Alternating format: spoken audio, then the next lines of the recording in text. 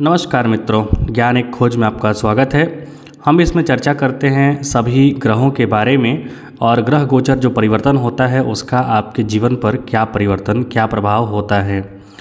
तो हमने चर्चा किया था कि 31 अक्टूबर यानी कि आज की रात को ही जो राहु है वो अपना घर बदल रहे हैं। तो ऑटोमेटिकली समझिए कि राहु के जस्ट सामने केतु हमेशा रहते हैं। तो केतु समझ रहे हैं ना, जैसा फोटो दिख रहा है आपको एकदम कौतूहल वाला। केतु कैसा फल देंगे कोई पता नहीं। तो केतु एकदम जस्ट सामने रहते हैं। तो जैसे ही राहु परिवर्तन होंगे तो केतु भी अपने आप परिवर्तन हो जाएंगे, क्योंकि इन दोनों में 180 डिग्री का डिफरेंस होता है। इसीलिए एक को नॉर्थ नोड और दूसरे को साउथ नोड भी कहा जाता है। तो केतु का जो सभी राशियों पर प्रभाव होगा वो हम जानने की कोशिश करेंगे, क्योंकि केतु का जो प्रभाव होता है वो डिटैचमेंट कार्य होता है, रहस्यपूर्ण होता है। व्यक्ति क्या सोच रहा है कोई पता नहीं चलता है। वहाँ से जिस भी घर में बैठे, याद रखिए अपनी कुंडली खोलिए और उसमें देखिए कि आपकी कौन सी राशि है, उसके हिसाब से देखिए कि कौन से ग्रह में केतु जा रहे हैं। तो उस घर से संबंधित आपके जो फल हैं वो डिटैचमेंट कारक होंगे। तो आज हम 4 राशियों के बारे में जानेंगे: मेष, वृष, मिथुन और कर्क।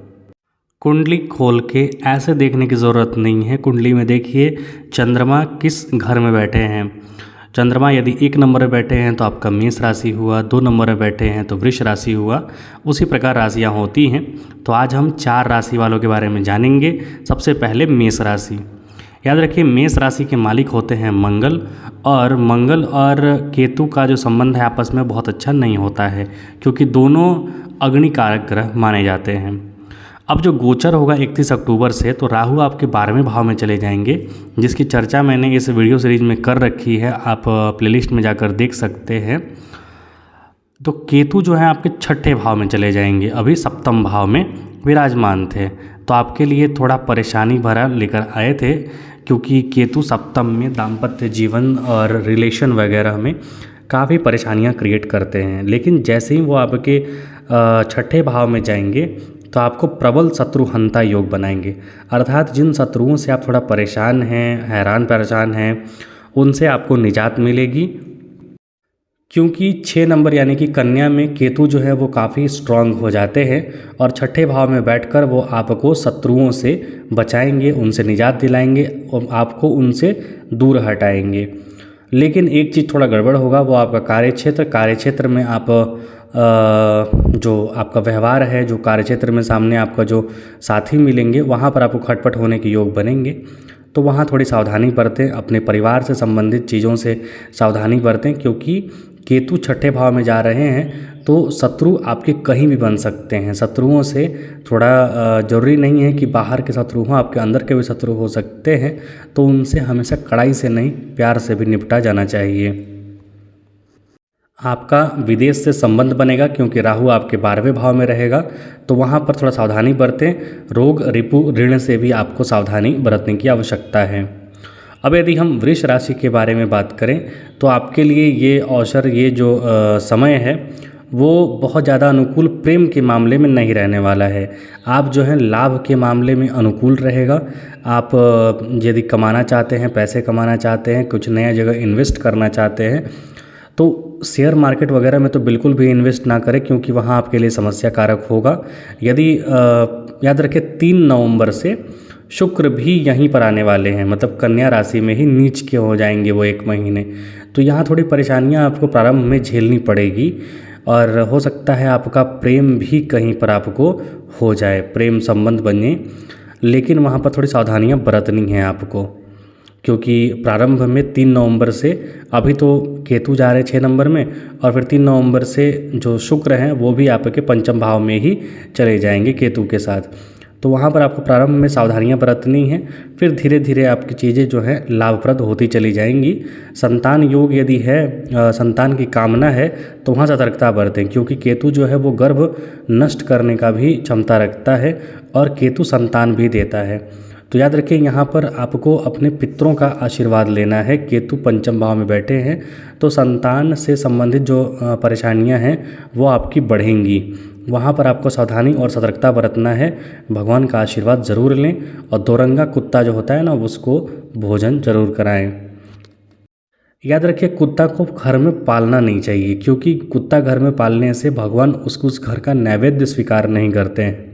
तो कुत्ता को घर के बाहर जो रहते हैं उनको भोजन कराया कीजिए, उनको खाना वगैरह जो भी देते हैं कराया कीजिए, घर में ना रखा कीजिए।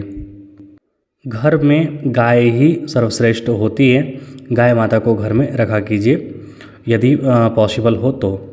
अब यदि हम मिथुन राशि के बारे में चर्चा करें तो मिथुन राशि के जातक जो बहुत अरसे से कोशिश कर रहे हैं अपना स्थान परिवर्तन करने का, उनके लिए ये थोड़ा अच्छा समय है। और जो नहीं भी कोशिश कर रहे हैं ना, उनका भी स्थान परिवर्तन होगा, क्योंकि 10वें भाव में राहु बैठेगा, 6ठे में केतु बैठे हैं, माफ़ कीजिए 6 नंबर यानी कि 4थे भाव में केतु बैठे हैं।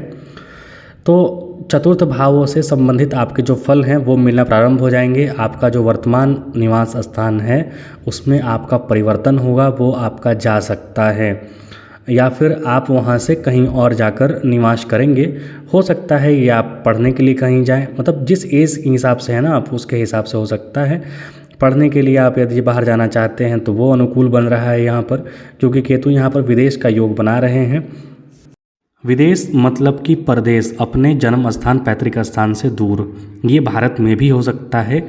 और दूसरा चीज़ ये है कि यदि आप नौकरी के पर्पज़ से जाना चाहते हैं, क्योंकि राहु बैठेंगे 10वें भाव में, तो आपका कर्म क्षेत्र में भी परिवर्तन के योग लेकर आएंगे।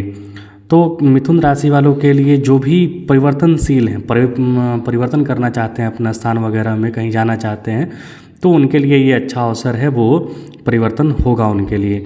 लेकिन थोड़ा संघर्ष का भी स्थिति बनेगा, क्योंकि केतु जो हैं वो क्रूर ग्रह होते हैं। तो क्रूर ग्रह जो भी परिवर्तन कराते हैं उसमें थोड़ा संघर्ष और परेशानियां होती हैं। अब यदि हम कर्क राशि के बारे में चर्चा करें तो कर्क राशि वालों के लिए ये समय बिल्कुल अनुकूल रहेगा। कारण ये है कि केतु जो है वो उपचय भाव 3रे भाव में बैठने वाले हैं। तो 3रे भाव में जाकर जो केतु हैं वो आपके 7वें भाव यानी कि आपका व्यापार, 9वें भाव यानी कि आपका भाग्य, और 11वां भाव यानी कि आपका आय क्षेत्र, ये तीनों चीज़ डेवलप करेंगे, वो तीनों चीज़ों में आगे बढ़ाएंगे। हालांकि आपको छोटे भाई बहनों से प्रेम करना चाहिए, वहाँ पर थोड़ा बहुत यदि मनमुटाव है या फिर कुछ भ्रम की स्थिति बनेगी तो वहाँ पर भ्रम की स्थिति में ना पड़ें। आपस में जो भी परेशानियां हैं मिल बांट कर बैठ कर सही से सुलझा लें, अपने बड़ों का आशीर्वाद लें, क्योंकि केतु की सीधी दृष्टि 9वें भाव पर पड़ रही है। और केतु 9वें भाव यानी धर्म के भी कारक होते हैं केतु। तो धर्म का कारक कौन होता है? गुरु, या फिर आपके घर के बड़े यानी आपके माता पिता सबसे पहले गुरु होते हैं। तो आपको अपने गुरुओं का, अपने माता पिता का सेवा करना चाहिए, उनका आशीर्वाद प्राप्त करना चाहिए। और कोई भी मामलों में जिसमें आप उलझ रहे हों उनसे ज़रूर सलाह विचार विमर्श कीजिए, तो आपका जो डिसीजन है वो गलत साबित नहीं होगा। हालांकि केतु 3रे भाव में बैठे हैं तो जो आपका आँख है उसका भी आपको ध्यान रखना है, आपका कर्ण जो है उसका भी आपको ध्यान रखना है। कर्ण मतलब कि कान और कंधे वगैरह का भी ध्यान रखना है। मतलब अपने स्वास्थ्य के प्रति सचेत रहते हुए आपको बढ़ना है, और हिम्मत हौसला उतना ही दिखाएं जितने में काम बन जाए। ज़रूरत से ज़्यादा हिम्मत हौसला आपको खतरे में डाल सकता है। तो ये केतु के मैंने 4 राशियों के लिए बताए। अगले वीडियो में हम और 4 राशियों के बारे में जानेंगे।